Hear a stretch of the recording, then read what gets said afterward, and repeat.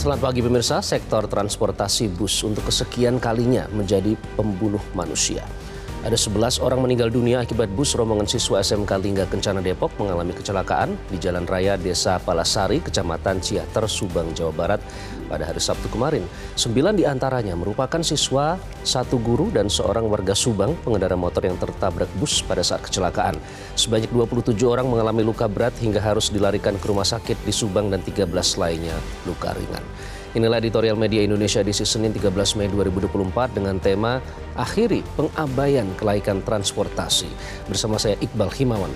Anda juga bisa berpartisipasi dan berinteraksi melalui telepon interaktif di nomor 0215839900. Dan pagi ini telah hadir bersama saya anggota Dewan Redaksi Media Group Abdul Kohar. Bung Kohar, selamat pagi. Selamat pagi Iqbal. Apa kabar Bung Kohar? Alhamdulillah baik. Sehat selalu tapi agak miris ya kalau melihat kita kejadian di akhir pekan kemarin itu kejadian yang sangat memilukan. Betul. Ada kecelakaan bis, ada banjir yang luar biasa, dahsyat juga. Intinya adalah kita berduka atas korban, baik korban yang terjadi karena kecelakaan maupun korban yang terjadi karena ada bencana alam. Oke, miris karena selain bukan hanya jumlah korban tapi ternyata penyebab dibaliknya itu juga membuat kita lebih miris lagi. Nah, sebelum kita menggali lebih jauh terkait dengan kelaikan transportasi ini yang menyebabkan kecelakaan, kita membahas soal topik utama menjadi headline ini juga soal peringatan ini yang tidak terlalu berarti. Korbannya juga cukup banyak, tadi Bang Kohar sudah menyebutkan ada sekitar 37 dan ada bahkan 17 yang masih dinyatakan hilang. Dan ternyata BMKG sudah mengeluarkan peringatan dini. Iya, jadi tanggal 8 Mei, artinya 3 hari ya menjelang banjir bandang itu terjadi, BMKG itu sudah mengeluarkan tentang potensi terjadinya banjir karena intensitas hujan yang luar biasa di hulu, yaitu apa, di Gunung Marapi. Nah, Gunung Marapi ini kan erupsi berkali-kali. Nah, guguran larva kemudian tumpukan material dari gunung itu kan masih ada di atas. Nah, sudah diperingatkan ketika hujan terjadi, maka potensi untuk terjadinya longsoran plus banjir itu luar biasa besar. Nah, tetapi sayangnya tidak terlalu sigap. Ada yang tidak terlalu sigap, ya tentu kita tidak dalam rangka menyalahkan siapapun, tetapi ini mestinya menjadi semacam standar operating prosedur gitu. Jadi standar khusus bagaimana kecepatan ketika menerima warning itu harus mulai ditingkatkan.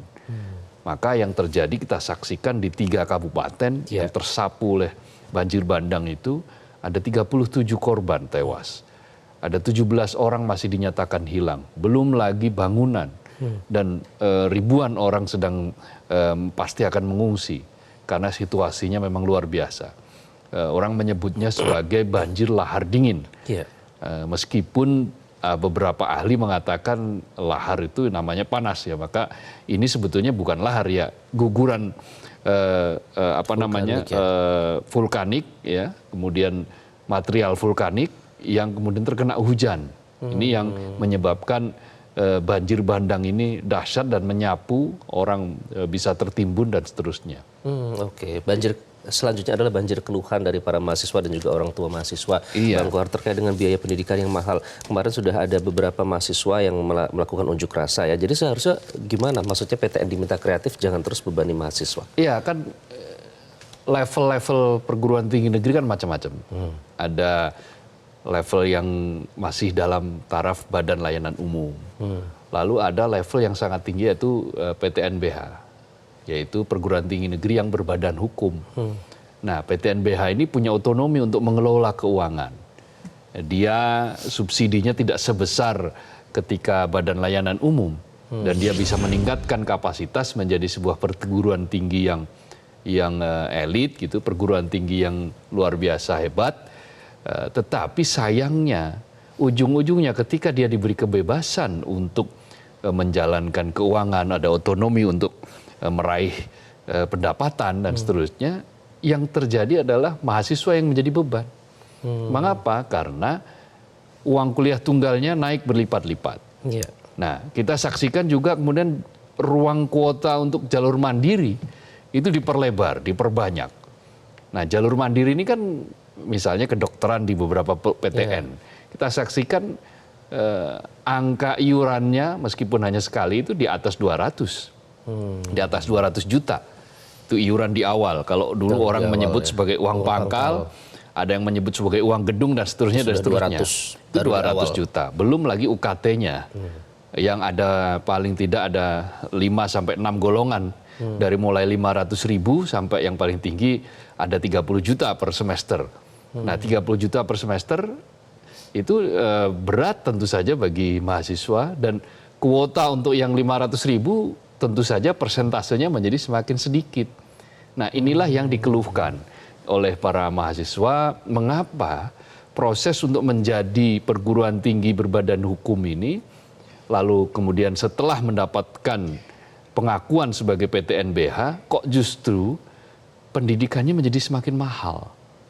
Kualitasnya belum tentu meningkat, tetapi biayanya sudah semakin mahal.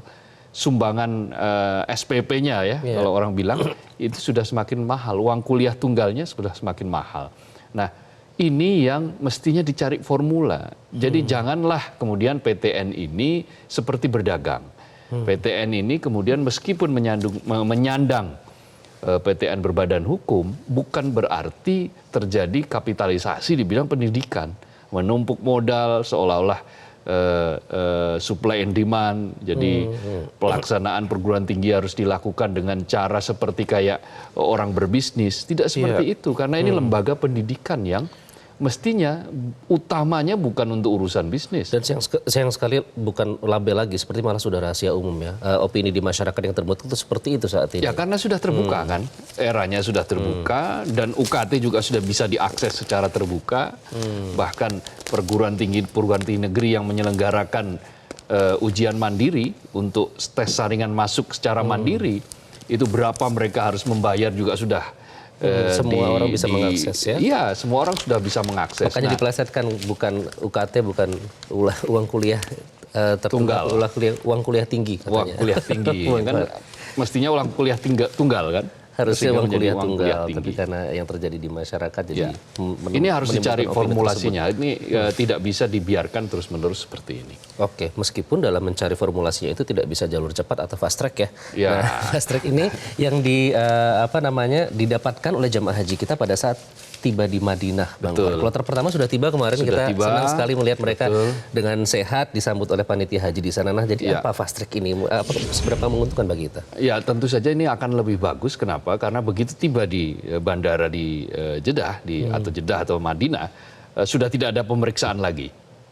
Pemeriksaan visakah, pemeriksaan yang terkait dengan dokumen-dokumen perjalanan lah. Karena semuanya sudah rapi diselesaikan di dalam negeri. Sehingga begitu mereka terbang masuk ke pesawat, itu berarti sudah otomatis dianggap beres di Indonesia. Sehingga begitu turun di Madinah atau di Jeddah, tidak melalui proses imigrasi yang kadang tidak melalui imigrasi yang muter-muter yang seperti kalau pada lazimnya orang dari luar negeri masuk ke dalam negeri. Terutama para lansia ya, Bang. Betul. Karena kalau mutar-mutar semacam ini, sementara jumlah yang berhaji itu adalah lansia itu mayoritas, maka ini berpotensi untuk menimbulkan kelelahan. Kelelahan fisik, belum juga melaksanakan ibadah haji apapun. Mungkin baru berniat, baru mikot gitu, tetapi sudah langsung harus berhadapan dengan mutar-mutar kelelahan itu, maka fasilitas fast track ini betul-betul dimanfaatkan dan bagus bagi jamaah yang terutama yang sudah lansia. Oke, apalagi cuaca sedang panas di sana. Betul, 45 sampai 50-an derajat itu kalau kita saksikan hari-hari ini. Jadi itu yang harus diperhatikan oleh jemaah khususnya yang mungkin belum berangkat ya. Bahwa meskipun sudah ada kemudahan, tapi ingat bahwa cuaca di sana sedang dalam kondisi panas, suhu juga tinggi, 40 lebih. Bisa sampai 50 bahkan. Nah, karena itu ya jangan sampai dehidrasi ya. Persediaan air harus betul-betul dimaksimalkan. Oke, pemerintah sudah jamin kelancaran di sana. Sekarang jamaahnya di sini yang harus mempersiapkan ya. Semoga semuanya sehat-sehat ya, Bang Kohar. Amin. Pada teman-teman yang melaksanakan ibadah haji di sana. Nah, kemudian yang tidak sehat adalah prosedur dan juga administratif dari angkutan umum yang belakangan Iya. banyak angka kecelakaan. Jadi apa Khususnya yang ingin bis, disoroti Bang Kohar dalam editorial begini. kali ini? Bis itu akhir-akhir ini dikritik sebagai, bukan akhir-akhir ini, dalam beberapa tahun terakhir, itu dikritik sebagai alat pembunuh manusia. Saya sering dengar itu. Karena kita saksikan hampir setiap liburan, katakanlah liburan sekolah, atau pariwisata rohani dari mereka-mereka yang ziarah ke makam, yang senantiasa menggunakan transportasi bis terutama, itu tidak layak, tidak manusiawi. Kenapa dibilang tidak manusiawi? Karena proses pengecekannya itu dilakukan secara jarang-jarang. Nah, cilakanya yang senantiasa kemudian harus dianggap bertanggung jawab adalah sopirnya. Manusia di lapangan, meskipun sebetulnya bukan semata-mata human error. Kecelakaan yang terjadi di Subang kemarin menunjukkan bahwa sebetulnya ada technically error. Ada mesin, ada pengereman yang tidak beres, ada kir yang sudah lama tidak dilakukan, ada kelayakan transportasinya yang dipertanyakan.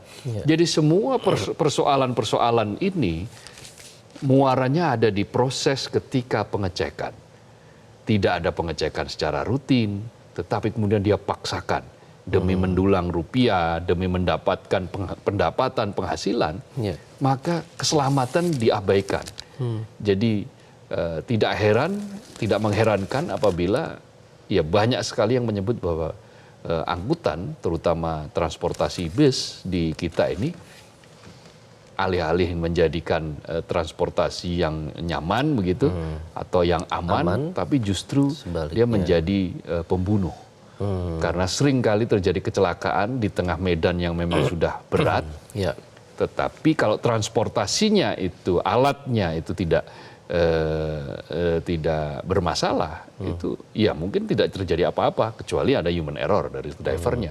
Tetapi kalau drivernya sudah dinyatakan sehat, diperiksa sudah dinyatakan sehat, tetapi secara teknis mobilnya, alatnya, remnya blong, ya tetap saja tidak memenuhi syarat ya. Tidak memenuhi syarat. Itu sehebat apapun seorang sopir ya, dia tidak akan mampu mengendalikan. Oke, ini yang menjadi miris karena kita sering mendengar ungkapan kalau bisa jangan naik bis deh, naik kereta saja atau pesawat gitu. Padahal bis merupakan salah satu moda transportasi yang paling secara efektif, tarif bisa dijangkau juga Bang, paling untuk semua efektif, kalangan. paling gitu. efisien, secara biaya efektif bisa karena dia bisa menempuh wilayah-wilayah yang di situ tidak bisa ditempuh oleh transportasi lain, dan dia bisa memuat dalam jumlah yang lebih besar. Oke, itulah yang akan kita bahas pada hari ini. Kita terus mengingatkan supaya ini tidak terus terjadi kecelakaan yang disebabkan oleh ketidaklaikan dari angkutan umum. Akhiri pengabaian kelaikan transportasi. Selamat menyaksikan.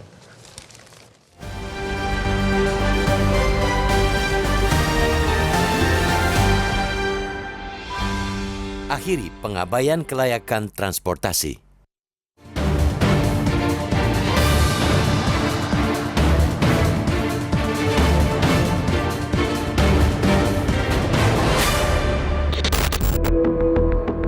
Sektor transportasi bus untuk kesekian kalinya menjadi pembunuh manusia. Ada 11 orang meninggal dunia akibat bus rombongan siswa SMK Lingga Kencana Depok mengalami kecelakaan di Jalan Raya Desa Palasari, Kecamatan Ciater, Subang, Jawa Barat pada Sabtu 11 Mei lalu. 9 diantaranya merupakan siswa, 1 guru, dan seorang warga Subang pengendara motor yang tertabrak bus saat kecelakaan. Sebanyak 27 orang mengalami luka berat hingga harus dilarikan ke rumah sakit di Subang dan 13 lainnya luka ringan.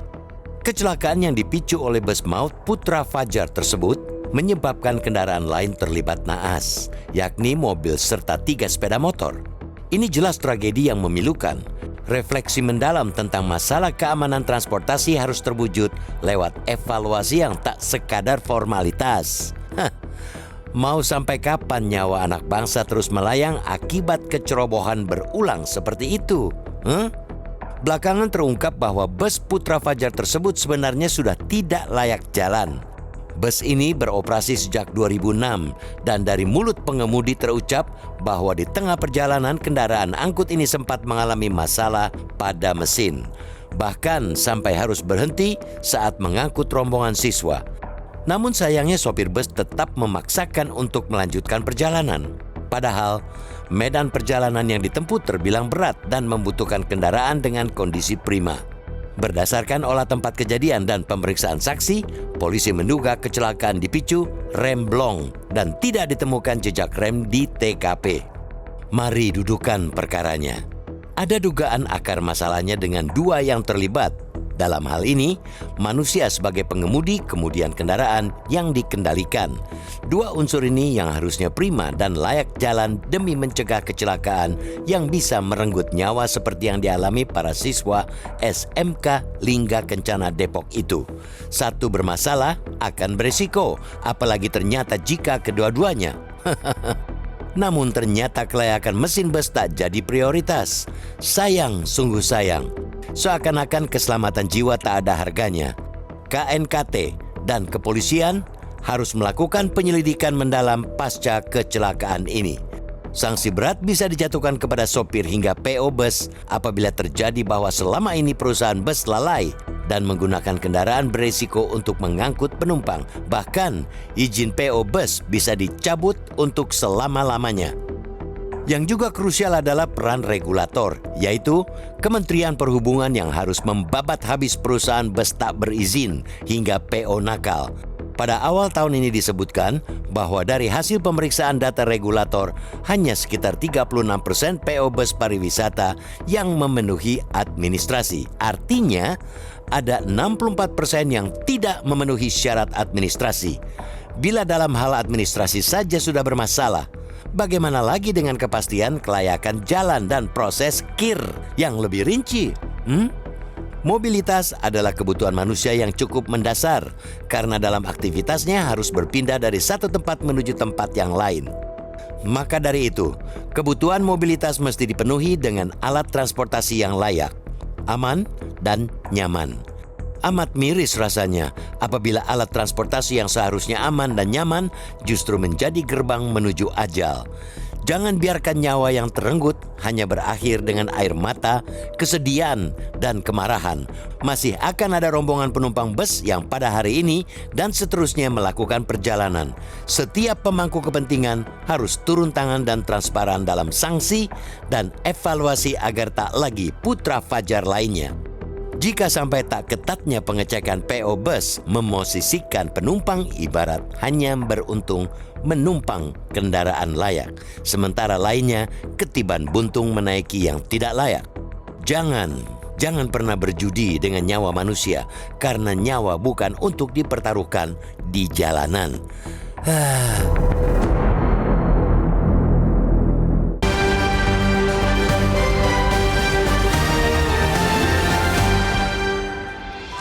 Akhiri pengabaian kelaikan transportasi itu yang menjadi topik dalam editorial media Indonesia kali ini. Nanti kami akan undang Anda melalui telepon interaktif di 0215839900. Editorial akan kembali usai jeda. Tetaplah bersama kami.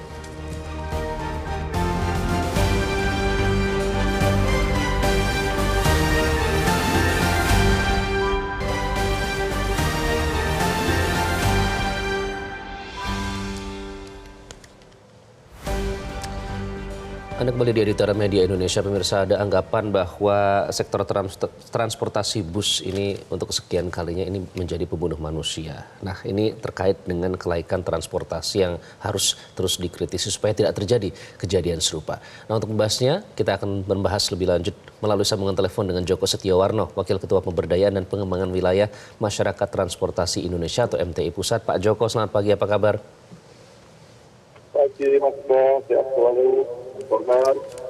Ya, semoga selalu sehat Pak Joko. Nah, dalam kecelakaan yang terakhir terjadi ini Pak di Subang, siapa yang paling bertanggung jawab menurut Anda? Yang jelas itu pemerintah ya. Artinya pemerintah memang kurang sedikit menangani masalah keselamatan, terutama di Kementerian Perhubungan. Perhubungan itu dulunya ada namanya Direktorat Keselamatan yang sering mengurusi keselamatan untuk jalan. Namun sekarang direktorat itu justru hilang.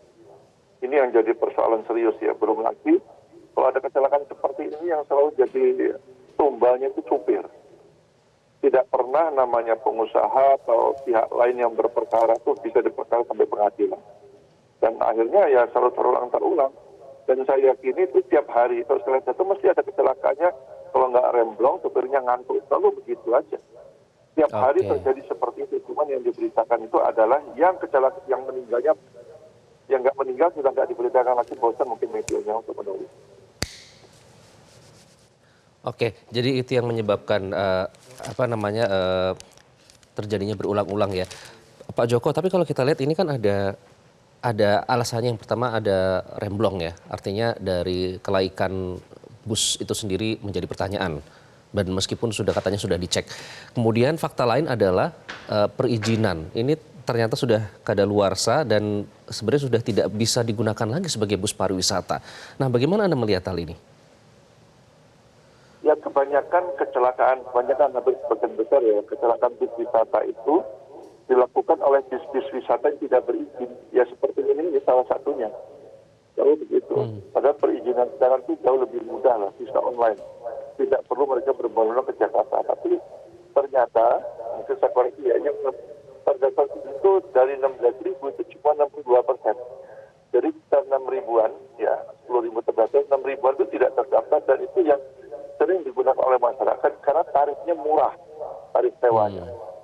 Itu jadi persoalan. Sementara masyarakat kita itu mengabaikan namanya keselamatan karena pemerintah sendiri, ya, ini kampanye keselamatannya tidak masif gitu. Seperti nyawa kita itu kan giliran aja mendapatkan mau dicabut gitu kan karena kecelakaan seperti ini. Bayangin setiap hari itu yang meninggal jalan raya itu antara 80 sampai 100 orang setiap hari itu.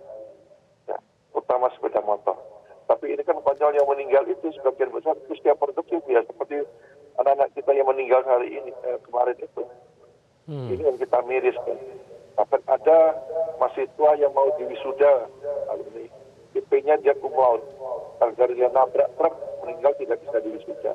Artinya sudah menyangkut SDM yang cukup bagus, mati konyol di jalan akibat pemerintah tidak serius menangani keselamatan. Oke, Pak Joko, supaya serius, kalau kita melihat angkanya semakin tinggi, jumlah korban terus berjatuhan, perlukah ada kebijakan radikal yang dikeluarkan oleh Kementerian Perhubungan? Karena kalau kita bandingkan ya misalnya dengan di luar negeri, kalau bus antar kota itu menggunakan sabuk pengaman misalnya. Nah, perlukah ada kebijakan radikal serupa itu yang harus dilakukan? Perlu. Yang benar sekarang itu bagaimana kita tuh punya upah standar pendapatan supir truk dan supir bis. Itu kita tidak punya. Sekarang kita tuh krisis supir truk, supir bis. Sekarang banyak orang tidak mau profesi supir bis. Remunerasinya rendah, risikonya besar. Kalau kecelakaan, kalau dia nggak mati, dia meninggal, dia akan jadi tersangka. Pasti itu. Dilihat aja. Ya. Kemudian hal lainnya apa? Yang harus diusut tuntas ini tidak pernah diperkarakan oleh polisi, para pengusaha-pengusaha yang nakal ini. Banyak kasus dia dibiarkan aja. Gitu ya. Kemudian kampanye masif untuk sabuk keselamatan itu penting untuk perjalanan jarak jauh, entah mobil pribadi atau harus dilakukan. Kemudian tempat istirahat bagi pengemudi tempat wisata itu sudah wajiblah dilakukan. Kita tuh punya destinasi wisata internasional pun tidak punya tempat istirahat buat pengemudi.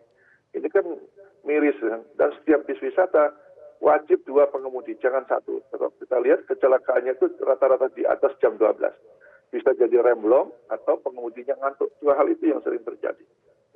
Nah, kemudian bagaimana dengan kejadian berat? Sekarang sudah ada perwakilan BPTD di daerah, dimanfaatkan BPTD itu untuk melakukan rem cek di semua destinasi wisata di Jawa, Bali, dan Madura yang sering terjadi seperti itu, dengan mengajak Dinas Perhubungan setempat. Kira itu, Mas. Oke, Pak Joko Setiawarno, terima kasih Pak Joko. Itu tadi Pak Joko Setiawarno, Wakil Ketua Pemberdayaan dan Pengembangan Wilayah MTI Pusat. Salah satu yang disorot adalah pengusaha selama ini dibiarkan saja. Sanksinya seperti tidak memberikan efek jera, begitu Bang Bahar? Betul, karena problem yang saya katakan tadi, tidak serta-merta karena human error. Kalaupun toh human error dari supir, umumnya juga karena beban kerja supir itu terlalu berat. Karena dia dipaksa untuk terus membawa mobil meskipun sebetulnya waktunya sudah melampaui. Waktu kerjanya sudah melampaui. Tidak manusiawi memperlakukan driver misalnya.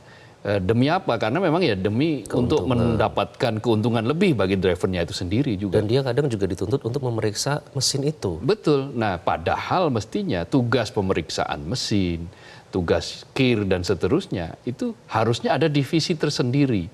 Jadi kita memang sedang berada dalam situasi yang terlalu mudah untuk menyabung nyawa dan terlalu murah untuk mempertaruhkan nyawa dalam sebuah perjalanan. Kita saksikan demi mengejar ongkos murah. Ada beberapa hal yang diabaikan.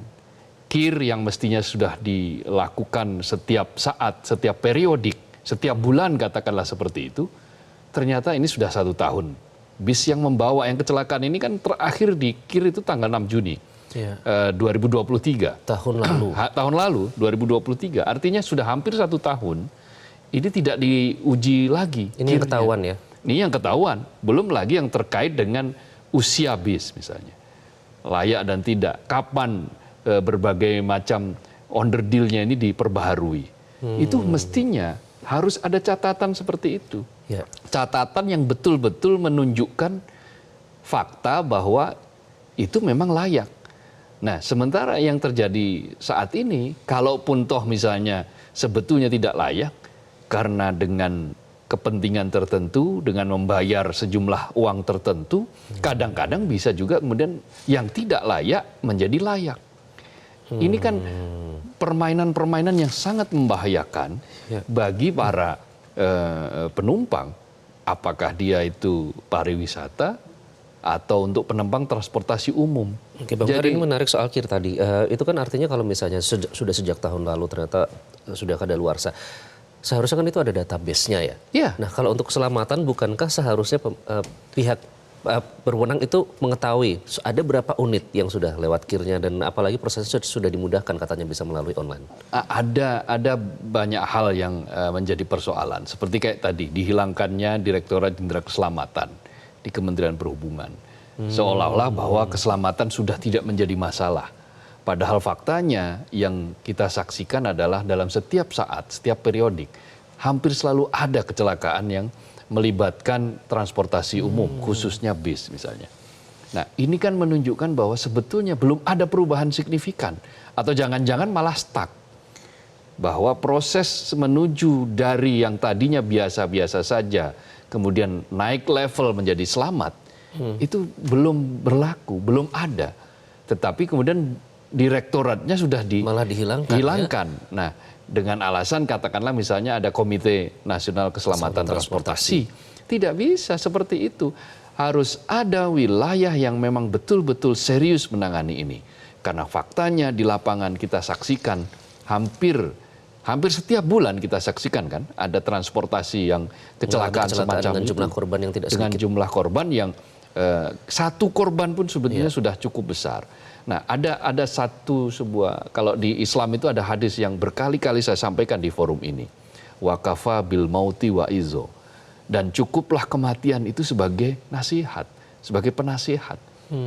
Sebagai nasihat, kenapa? Apa artinya? Sebetulnya dengan adanya korban kecelakaan yang meninggal, yang mati, itu cukup bagi kita untuk melakukan evaluasi. Apa sebetulnya yang harus diperbaiki dari berbagai macam kecelakaan ini, musibah ini. Itulah yang inti dari spirit religiusitas yang harus ditunjukkan, bukan hanya diomongkan kan. Selama ini kan kalau kita saksikan di mana-mana kan kita nih bangsa yang sangat religius dalam ucapan. Tetapi dalam action kita kadang-kadang abai. Tidak memaknainya ya, hanya tidak secara memaknainya literal, secara detail. Ya, cukuplah kematian sebagai nasihat itu kurang dalam, apa? Itu kan dalam sekali. Dan nasihat yang paling penting adalah ketika nanti ada hal-hal yang semacam ini tidak akan ada lagi kematian.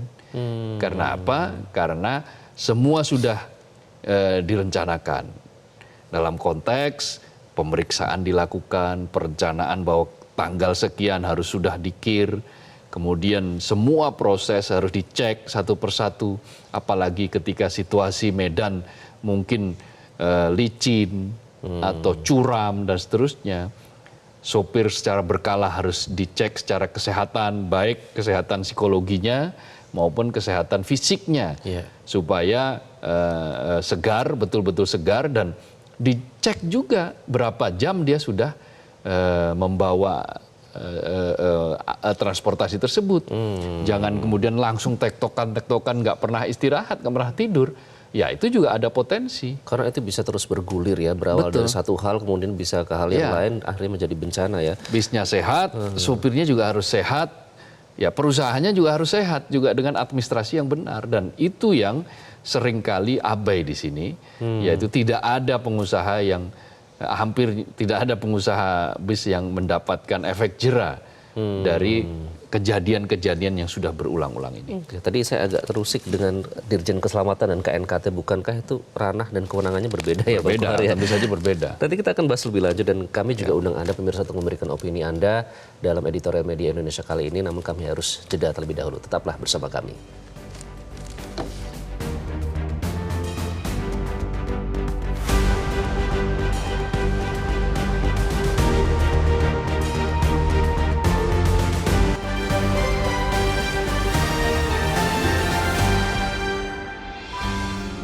Media Indonesia mengajak Anda untuk mengakses fitur premium e-paper.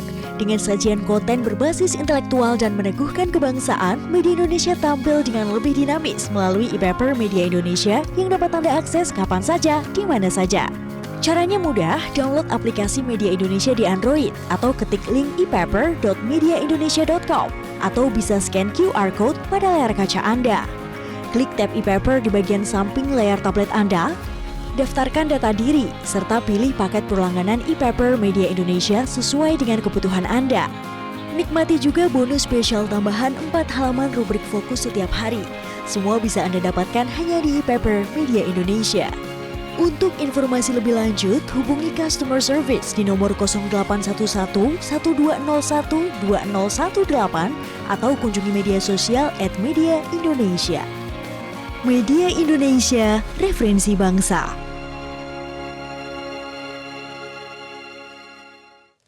Anda kembali di editorial Media Indonesia, pemirsa. Itu tadi akhiri pengabaian kelayakan transportasi menjadi topik dalam editorial Media Indonesia kali ini. Saatnya kami undang Anda untuk berpartisipasi melalui sambungan telepon. Kita akan sapa yang pertama dari Jambi, ada Pak Ramadan. Pak Ramadan, selamat pagi.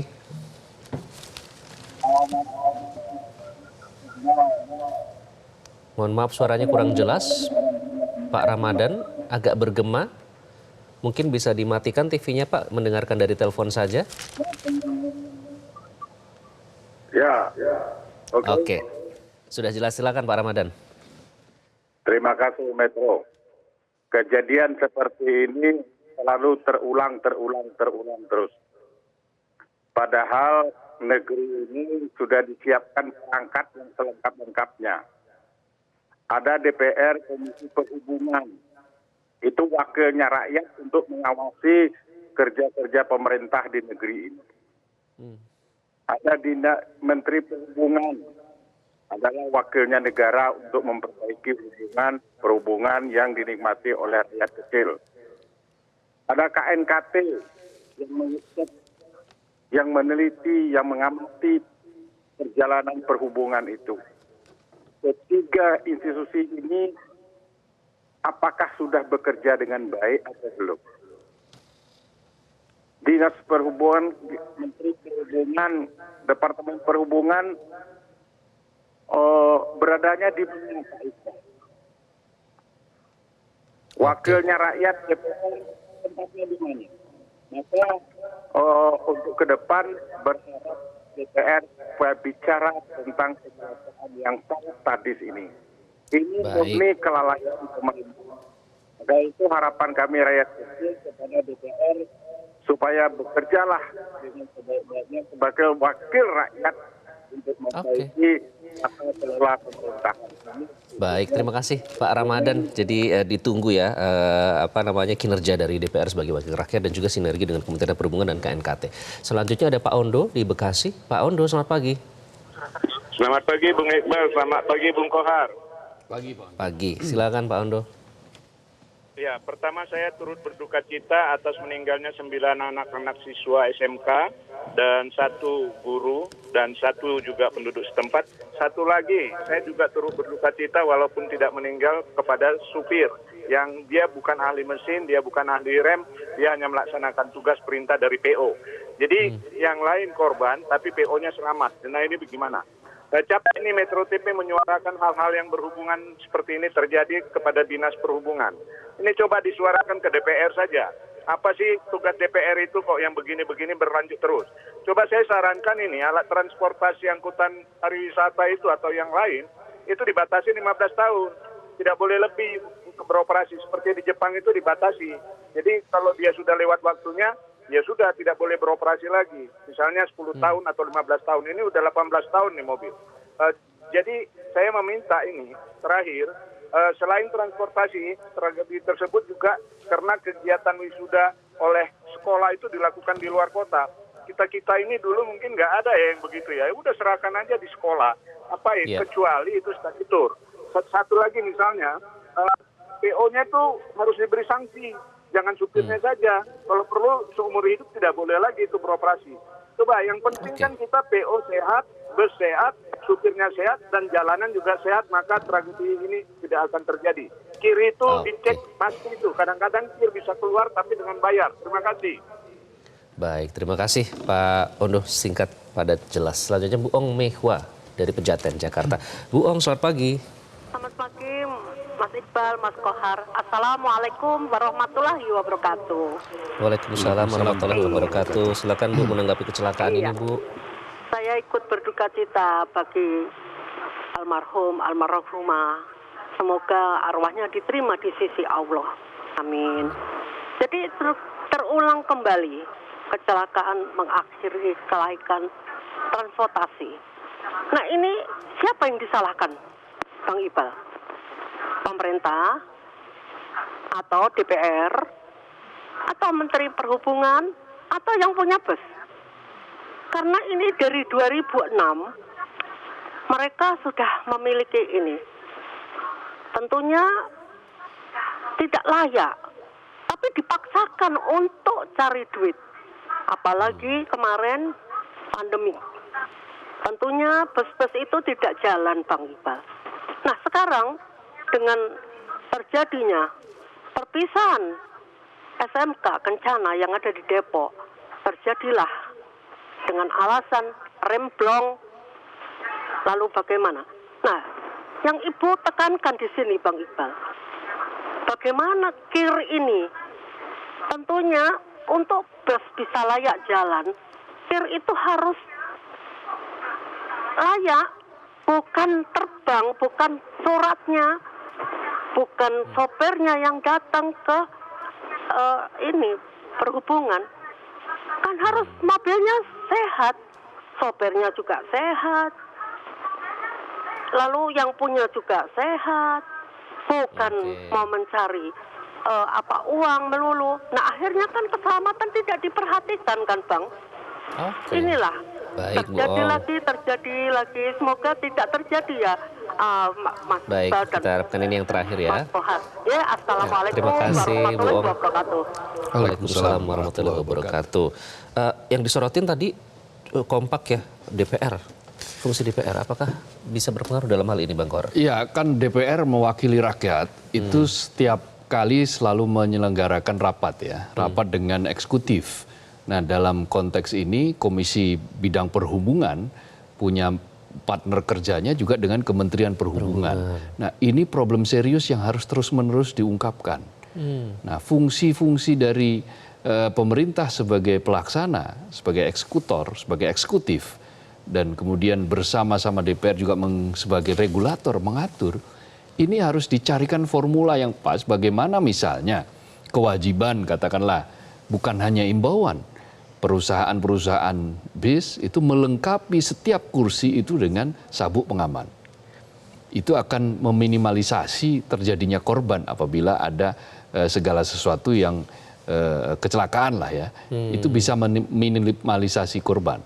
Artinya tidak sampai tewas, meskipun mungkin ada yang tewas tapi bukan jumlah yang karena banyak kasusnya karena terlempar dari tempat duduk ya. Nah ini salah satu solusi. Tetapi yang paling penting adalah bagaimana masukan-masukan yang terkait dengan sistem transportasi kita itu harus diperhatikan secara serius. Artinya bisa dimulai dengan rapat dengar pendapat, menyuarakan rapat kerja dengan partner, rapat dengar pendapat dengan berbagai kalangan, termasuk misalnya tadi masyarakat transportasi Indonesia.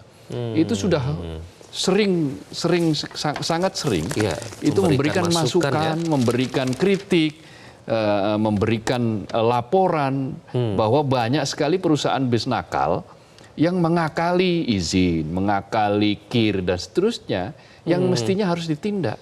Tetapi menurut MTI, menurut Masyarakat Transportasi Indonesia, tidak ada respon yang sangat serius untuk menertibkan pengusaha bus nakal. Nah, selama ini pula tadi sebagaimana disampaikan oleh Pak Joko di narasumber kita, bahwa jarang sekali terdengar bahwa tindakan keras itu dilakukan terhadap pemilik perusahaan bus. Misalnya dilakukan tindakan jerat pidana misalnya.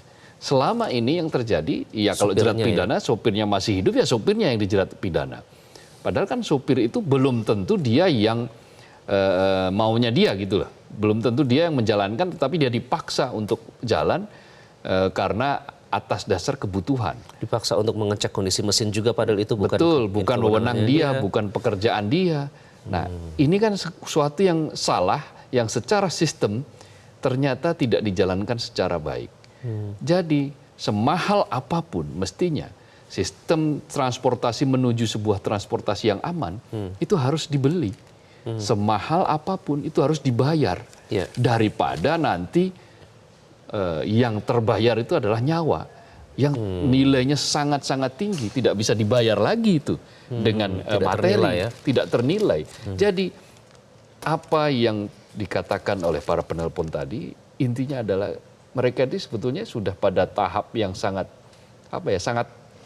miris gitu ya, sangat aneh. Seperti kita juga sering kali membahas di forum ini bahwa banyak sekali kejadian-kejadian yang kemudian luput melalui berbagai macam pendekatan. Ada yang mengkritik, ada yang menasihati, ada yang membawa tadi pesan-pesan religiusitas agar kembali kita kepada ketuhanan, bahwa setiap orang yang mati, kematian itu adalah nasihat yang paling utama. Sehingga dia harus dicari akar persoalannya, dievaluasi apa yang terjadi, dan itu harus dilakukan dengan cara sungguh-sungguh. Betul. Kalau perlu lakukan penjeraan, kalau kemudian dicabut izinnya adalah cabutlah secara permanen misalnya. Lalu ganti PO, ganti nama, kemudian dapat izin lagi. Jangan sampai seperti itu diulang. Pokoknya setiap orang yang mengajukan misalnya atas nama orang-orang tertentu itu, yang diduga di belakangnya ada orang yang pernah membuat kesalahan ya, baik kesalahan administrasi maupun keteledoran, maka dia mestinya dicoret. Harusnya ada cara untuk meminimalisir itu ya Bang. Database tadi misalnya. Nanti kita akan bahas lebih lanjut karena yang miris, baru saja saya ingat kita juga membahas soal kecelakaan bus Rosalia Indah pada saat itu. Belum juga selesai evaluasi, belum juga selesai jerat hukumnya berlangsung, sudah ada kecelakaan lagi yang memakan korban. Nanti kita akan bahas lebih lanjut usai jeda. Tetaplah bersama kami di Editorial Media Indonesia.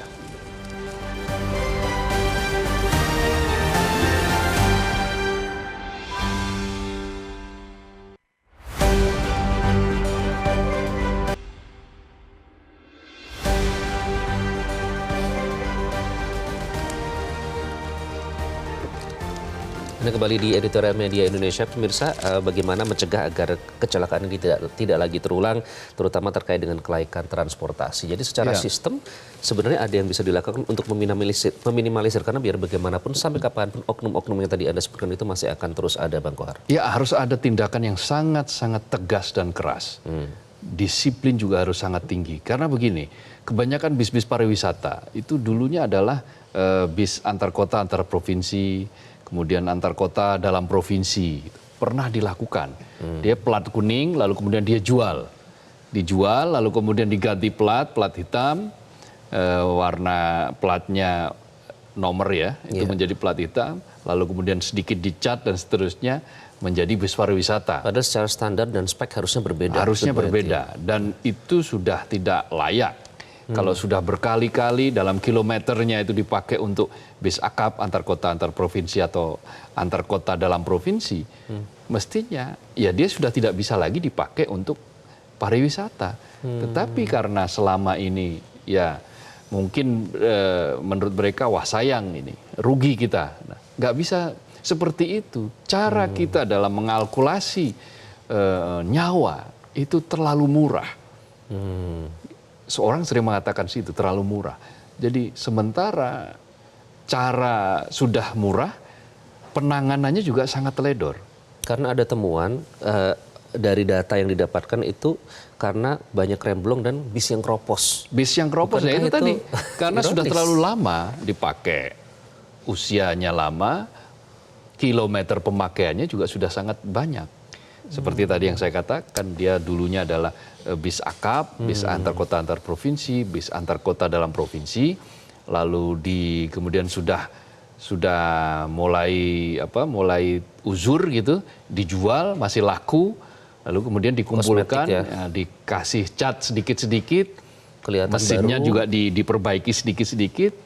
Awal-awalnya masih oke, tetapi lama-kelamaan ketika dia tidak diuji lagi, mestinya dia tidak layak, dilayak-layakkan, entah dengan bagaimana caranya, akhirnya manusia yang jadi korban.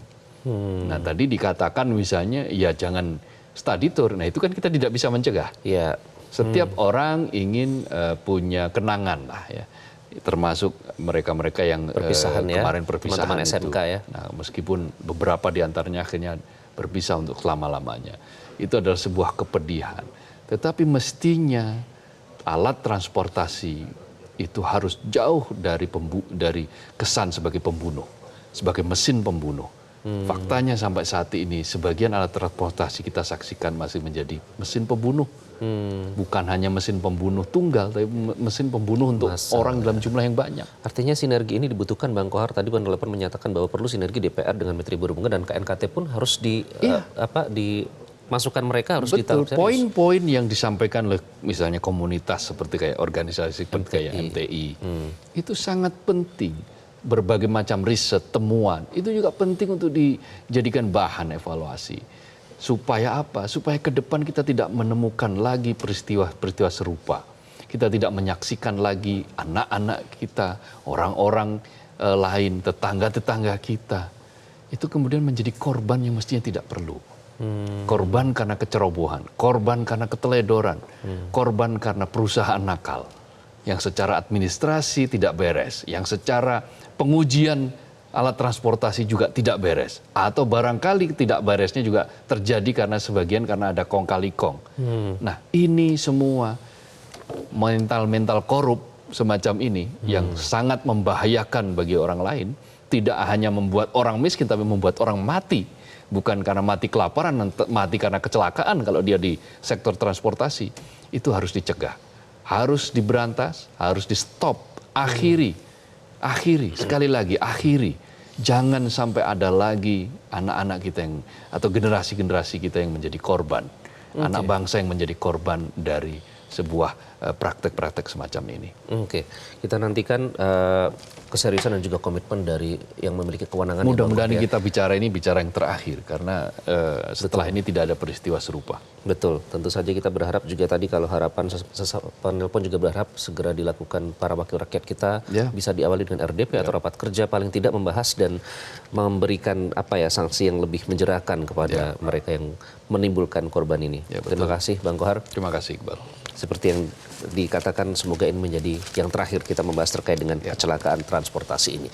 Dan pemirsa, jangan sampai tidak ketatnya pengecekan PO Bus memposisikan penumpang ibarat hanya beruntung menumpang kendaraan laik, sementara lainnya ketibaan buntung menaiki yang tidak laik.